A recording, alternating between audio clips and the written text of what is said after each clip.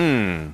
Ça, c'est un sujet vraiment difficile dans le sens qu'on veut tous profiter de tout ce que le gouvernement offre, de chaque petite case dans lesquelles on peut rentrer lorsqu'on fait notre rapport d'impôt. Des fois, on appelle ça des espèces de petites passe-passe là, qui sont totalement légales, mais encore faut-il les connaître. Encore faut-il évidemment avoir la liquidité aussi pour pouvoir cotiser à tout ça. Bref, il y a toutes sortes d'avantages qui sont proposés par le gouvernement. Est-ce qu'on en profite? Est-ce qu'on en profite mal? Est-ce qu'on les connaît mal? On va en discuter avec Jean-Sébastien Jutras, planificateur financier à Jutras Gestion de patrimoine. Salut Jean-Sébastien. Salut Jean-François. Toi, tu es spécialiste là-dedans. Là. C'est facile, puis quand on jase avec des planificateurs financiers, ils font ben oui, place ton argent là. Oh, t'as pas pensé à ça? Ah ben, tu serais mieux de prendre ça avant de prendre ça. Mais ça, pour le commun des mortels, c'est un peu plus difficile, mais il existe toutes sortes de petits produits, de de petites cases dans lesquelles on peut rentrer qui sont drôlement avantageuses. Oui, puis il en existe beaucoup, hein, parce que, tu sais, les mandats politiques au Québec, au Canada, c'est des mandats de 4 ans. Fait que quand on arrive sur le bord d'une nouvelle élection, ben, des fois, des petits programmes comme ça, ils apparaissent, puis ils restent au fil du temps. Là, l'enjeu, souvent, Jean-François, c'est que, est-ce qu'on les utilise vraiment, ces programmes-là? Puis si on avait les proportions exactes des gens qui ont le droit, on ne le sait pas, qui a le droit, faut aller les chercher. Puis souvent, Mhm. c'est peut-être un manque de connaissances ou un manque d'accompagnement. Puis on se retrouve à pas avoir tous ces programmes-là. Puis aujourd'hui, ce que je voulais faire, c'est de faire évoluer quelqu'un dans sa vie, puis à quel point que s'il utilise tout le temps tout au maximum, on s'entend que ça prend des liquidités, comme tu as dit, en entrée de jeu, mais si on utilise même une partie de ça, ça devient très intéressant à long terme. Puis tu sais, quand on dit qu'au Québec, on paye beaucoup d'impôts, ben oui, mais c'est parce qu'il y a beaucoup de dépenses aussi. Donc, dans les dépenses du gouvernement, je notais avant, 61% c'est la santé, 22% c'est l'éducation, 11% famille, puis un 5-6% c'est la solidarité. Dans famille et Mhm. solidarité, souvent sont là-dedans ces crédits d'impôt-là ou ces incitatifs-là au niveau de la fiscalité. Bon, ben commençons à la base, j'imagine, là, parce que tu as dit qu'on allait suivre quelqu'un. Donc, j'imagine qu'on commence à partir du moment où la personne débute sur le marché du travail. On va aller avant ça, on va prendre la naissance d'un enfant. Oh, Donc, là, on remonte loin, donc là. on est au début, mais on va parler à toi comme parent. Donc, Oui. il y a un enfant qui va naître. Et là, ben, ce qu'on a au fédéral et au provincial, c'est les allocations familiales. Déjà, en partant, au Canada, on est un pays qui va subventionner beaucoup les familles pour leur donner un coup de main. Mhm. Ça va éviter que tout le monde se mette à retravailler à temps plein, qu'on a le temps de développer plus avec notre famille. Je prenais juste l'allocation canadienne pour enfants. Ça, c'est Trudeau qui a mis ça en place quand le Parti libéral a rentré à la place des conservateurs il y a plusieurs années. Mais je prenais une famille qui fait 100 000 de revenus familial par année. Donc, disons qu'un couple fait 50 000 chacun. J'ai 4 000 d'allocation familiale pour un enfant de moins de 6 ans. Et ça, c'est non imposable. Fait que c'est pas négligeable. Fait que Ouais. c'est quand même beaucoup d'argent. Ça, c'est juste la fédérale. En plus de ça, on pourrait ajouter l'allocation provinciale. Fait que déjà là, puis ça, je la demande pas, ça va me venir toute seule. Fait que je vais Ouais. avoir cet argent-là qui va rentrer à tous les mois C'est déposé dans pendant que notre je vais avoir compte de des enfants. banque. Tout à fait. Donc, fait poser dans les comptes de banque. Et c'est là que j'avance d'une étape. J'avance d'une étape et je me dis, si je prenais une partie de cet argent-là pour investir dans les études de mes enfants, évidemment, ça dépend du cash flow puis des besoins financiers que j'ai. S'il faut que je paye tous mes trucs puis il en reste plus, bien, évidemment, la priorité, c'est quand même Mhm. aujourd'hui. Mais C'est sûr. supposons que j'ai un peu de latitude pour ça. Je prends cet argent-là puis je les mets dans les régimes enregistrés d'épargne-études, les REEE. Donc, le REEE, c'est une autre affaire qui est subventionnée par le gouvernement. Dès que vous mettez 1 dollar là-dedans, le gouvernement fédéral vous donne 20 et le gouvernement provincial vous donne 10. Le maximum que vous pouvez mettre là-dedans, c'est 2 500 $ par année, jusqu'à un maximum de 36 000 de cotisation. Ouais. Fait que si je mets tout le temps le maximum, aux alentours de 14 ans, ça va être maximisé, puis je ne pourrai plus mettre d'argent là-dedans. Fait que là, je vais avoir eu des subventions, je vais avoir eu des intérêts parce que je vais avoir investi.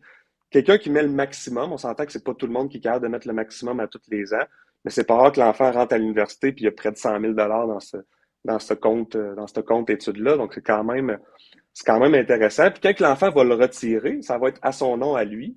Donc, il va être Mhm. imposé sur les subventions à son nom, mais il est aux études. Donc, s'il est aux études puis il n'y a pas de revenus, ben, l'imposition là-dessus sera pratiquement nulle pour l'enfant.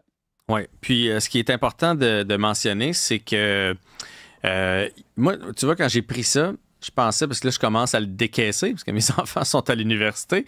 Moi, je pensais qu'il fallait comme apporter une preuve. Donc, je sais pas, on achète l'ordinateur, j'envoie l'ordinateur au gouvernement, puis il fait, oui, tu peux prendre dans ton REE que tu as pris aux enfants les frais de scolarité. J'envoie ça au gouvernement, il me dit, oui, ça, c'est. Non, c'est pas ça. Aussitôt qu'il est inscrit, aussitôt que tu as un bulletin, que tu prouves que ça fait plusieurs mois qu'il est là, tu vas chercher ton argent comme tu veux. Puis je dis pas aux gens de s'acheter un bateau avec, mais à la limite, tu peux dire on s'achète un bateau avec cet argent-là. Là. Évidemment, dans l'idéal, ça va sur les études de vos enfants, là, mais c'est beaucoup plus facile que les gens croient de sortir cet argent-là une fois que votre enfant va à l'école. Tout à fait. Puis, ça, on s'entend que ça peut coûter cher les études, surtout si je vais dans une région autre que mes parents habitent. Oui, Supposons que je appartement. suis dans la région de Montréal, puis mes parents habitent à Montréal, puis je m'en vais à l'UDM ou à McGill, peu importe. Si j'ai mis le maximum puis qu'il y a 100 000 là-dedans, on s'entend, Jean-François, que ça coûte pas assez cher les frais de scolarité pour passer 100 000 Évidemment, ça dépend dans quel programme vous allez. Là. Si vous allez comme dentiste et des outils à plus finir, ça coûte une fortune, mais on s'entend pour un étudiant moyen, pour avoir les frais de scolarité à chaque année qui sont pas donnés, mais qui sont un autre monde si on compare à l'Ontario ou juste aux États-Unis. Donc, au final, il va rester de l'argent là-dedans. Puis cet Mhm. argent-là, c'est là que je m'en vais à la prochaine étape. C'est ben, pourquoi que j'investirais pas dans le CELIAP de mon enfant? Avec les subventions que j'ai reçues, là, je vais Ouais, prendre l'argent du REA, je vais la retirer, puis je vais envoyer ça dans le CELIAP. Le ouais. CELIAP, c'est une nouvelle chose que le gouvernement a inventée l'année dernière. Ça me donne droit à une déduction fiscale. Puis quand je vais acheter ma première maison, je vais avoir le droit de retirer cet argent-là en franchise d'impôt, puis j'aurais même pas besoin de la rembourser. Donc, je pourrais massivement, 8 000 maximum par année cotiser à mon CELIAP pour ensuite pouvoir m'acheter une maison. Mais là, si tu te souviens, Jean-François, on a commencé avec de l'argent qu'on m'a donné avec les allocations familiales. On l'a Mhm. mis dans le régime enregistré d'épargne études qu'on m'a resubventionné. Là, je vais le réutiliser puis je vais l'envoyer dans le CELIAP où, encore une fois, je vais être subventionné ou du moins avoir des déductions fiscales. Donc là, ça devient intéressant avec l'argent qu'on m'a donné depuis le début, toute l'évolution que j'ai pu faire avec ça. Ouais. Puis tu sais, là, c'est sûr que je suis certain qu'il y a des gens qui nous écoutent puis ils font ben oui, ben oui, ben oui, j'ai de la misère à payer mon appartement présentement ou ma maison ou j'ai une voiture, j'ai de l'épicerie, là, ils rêvent en couleur, là, eux autres. Mais même si c'est, mettons l'exemple du REE, là, même si c'est 500 que vous êtes capable de mettre par année au lieu du 2500, vous vous rendez pas à 2500, mais 500 avec le 30 par tranche de 100 que le gouvernement vous donne, ben là, on est déjà rendu à 650 et il va faire de l'intérêt parce que c'est un placement. Donc, il va faire de l'intérêt. Fait que même si c'est juste 500 j'ai pas fait le calcul, là, mais à 20 ans, quand il va être aux études, ben c'est sûrement un 15-20 000 que votre enfant va avoir, ce qui est pas négligeable là, quand arrive le temps de ces grosses dépenses-là. C'est peut-être ça qui va permettre de s'acheter une voiture, de s'acheter son ordinateur pour l'école, tu sais, des dépenses qui sont quand même importantes quand on rentre. Fait que peu importe le niveau, je pense, puis tantôt on dit, Jean-François, c'est un petit 500 mais quand on a des revenus plus faibles, on a le droit à plus que 30 30 c'est, pour monsieur, dans tout le monde, on a tout OK? 30 puis là, après ça, selon certains strates de revenus familiales, on peut aller chercher plus. Et En même, il y a des plus. gens, puis là, le Hum, montant exact, je me sens pas, c'est en bas de 35 000 de revenus familial. Fait que souvent, c'est des gens monoparentales ou qui ont un ou deux enfants. Ici, même s'ils ne mettent pas 1 le gouvernement va mettre de l'argent là-dedans, ce qu'on appelle le bon d'études canadien. Fait que s'il y a des gens qui sont à faible revenu, ouvrir un régime d'épargne études, c'est même pas, on y pense même pas parce qu'on n'a pas l'argent. Juste de l'ouvrir, de mettre 0 là-dedans, le gouvernement fédéral va contribuer pour vous. Donc, c'est à ne pas négliger. Et si ça fait 5 ans que vous êtes admissible, ben, il va rattraper les 5 années qu'il vous doit. Donc, ça peut valoir la peine pour les gens qui ont moins de revenus ouais. imposables. Ce qui est la même chose pour vous d'ailleurs, hein, si comme le REE, là, on peut retourner un peu en arrière. Si à un moment donné, il y a une rentrée d'argent, vous héritez, vous avez de plus grosses jobs, vous pouvez retourner dans le passé de votre enfant, racheter des années. Bref, informez-vous. Mais là, on suit ta logique. Donc, il y a eu On continue. l'allocation, on a pris une partie de ça, on l'a mis dans le REE. Notre enfant est arrivé sur les bancs universitaires, on a sorti le REE, on n'a pas eu besoin de tout le REE finalement parce que ça a fait de l'intérêt. Tout ça. Oups!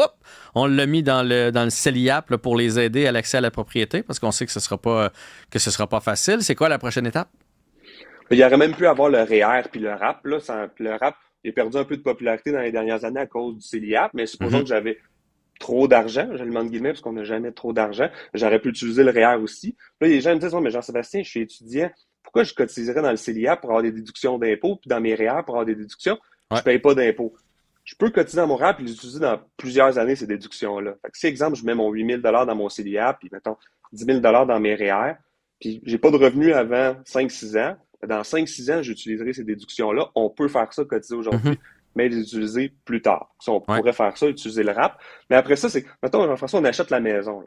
Les résidences principales au Québec, au Canada, ils ont eu une augmentation au fil des années. On l'a vu, là. Il y a des maisons qui ont été payées pas très cher dans n'importe où, puis finalement, ils se vendent très cher.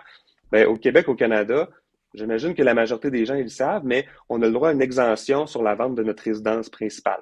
Ouais. Donc, supposons que j'achète une maison qui vaut 300 000 puis elle vaut 800 000 je vais la vendre et je paierai aucun impôt sur tous ces gains-là. Fait que là, tu vois, avec l'argent subventionné, on a fait des petits, on a acheté une maison qui a augmenté au fil du temps, puis finalement, le gouvernement ne changera même pas d'argent au niveau de l'impôt à ce niveau-là. Fait que vous voyez qu'avec pas grand-chose, les petits efforts peuvent faire des grandes différences sur le long terme. Ouais, puis là, dans le fond, tu nous ramènes à une chronique que tu nous as déjà fait ici parce qu'on se demandait, tu sais, si toutes ces mesures-là, c'était bon ou pas. Dans le fond, ce que le gouvernement veut faire, c'est que vous ayez de l'argent pour l'accès à la propriété, de l'argent pour les études de vos enfants, ben, pour leur avenir, mais aussi pour éviter eux autres d'être obligés de contribuer pour nous. Il y a toujours une raison en arrière. Ben, comme on avait dit, il peut y avoir des raisons électorales, mais souvent, il y a une raison logique en arrière de tout ça. Et là, c'est un peu le même principe. Si les gens s'éduquent, bon, ils vont avoir des plus gros revenus en moyenne. Si les gens ont des maisons, ben, ils ont peut-être moins de besoin de logements à prix modique que le gouvernement va subventionner, etc., etc. Donc, ces incitatifs-là, là, ici, on en parle comme, bon, on va tout utiliser, puis on va aller à la scène, mais il y a une raison logique en arrière de tout ça, puis sentez-vous pas mal si vous utilisez tous ces trucs-là que le gouvernement offre. Puis même, Jean-François, quand on achète notre première maison, on a le droit à un crédit d'impôt pour l'achat de première maison. Donc, on va aller chercher un autre 1500 en crédit d'impôt. Fait que plusieurs choses qui nous amènent à aller chercher nos objectifs financiers. Ouais. En même temps, il faut quand même que les parents, et même je vais aller jusqu'aux grands-parents, profitent de leur argent. Faut pas. Oui, il faut préparer l'avenir de nos enfants, mais on a travaillé fort pour la nôtre, puis c'est correct d'en profiter. Il y avait d'ailleurs un article, autant dans Le Devoir que dans le Journal de Montréal, tout récemment, ben, hier et aujourd'hui, qui parlait là, du fait que plus de la moitié des grands-parents, grand-père, grand-mère, présentement, aident leurs enfants ou leurs petits-enfants pour les études, l'accès à la propriété, etc. Fait que il faut trouver le juste milieu dans tout ça. Ah oui, puis tu sais, souvent les grands-parents, même les parents, ils font ça de bon cœur. Tu sais, on veut aider nos enfants, on veut aider nos petits-enfants, mais ça peut avoir des répercussions vraiment importantes. Puis j'en rencontre dans le day-to-day des gens comme ça. Mon enfant, mon petit enfant, il veut s'acheter une maison, il est pas capable, ses parents ils ont de la difficulté. On va sortir un 30 000 de REER pour lui donner un coup de main. Attendez, on va calculer les répercussions parce que on va regarder, est-ce que ça va avoir une répercussion sur votre retraite? Si oui, Hmm. je comprends qu'on veut aider, mais on peut peut-être le faire via des prêts, tu sais, de prêter l'argent puis de s'attendre à avoir un certain remboursement parce que vous allez en avoir besoin. Fait qu'on regarde c'est quoi la répercussion. Ça, les gens souvent ils ne le font pas. Ils vont appeler, ils vont vouloir décaisser. Puis l'autre chose, c'est, exemple que je décaisse comme ça mon REER, je décaisse 30 000 j'ai 66 ans. Mais supposons, moi, Jean-François, j'avais le droit au supplément de revenu garanti parce que j'avais pas des gros revenus. Puis là, je viens de me donner un 30 000 de revenus cette année-là, je le perds au complet. Fait que les Ouais. répercussions peuvent être plus importantes qu'on le pense. C'est important de mettre ça sur écrit puis de voir c'est quoi les répercussions en faisant une simulation.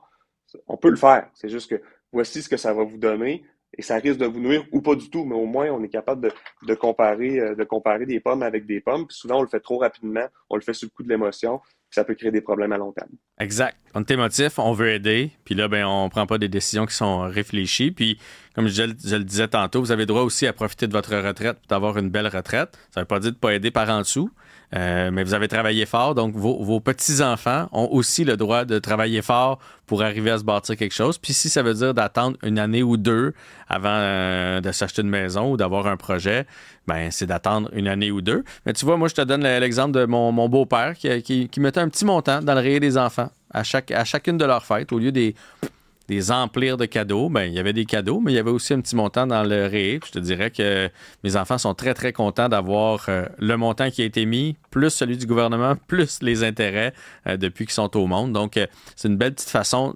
de le faire, d'aider, puis ça fait un moins gros montant donné d'un coup sec.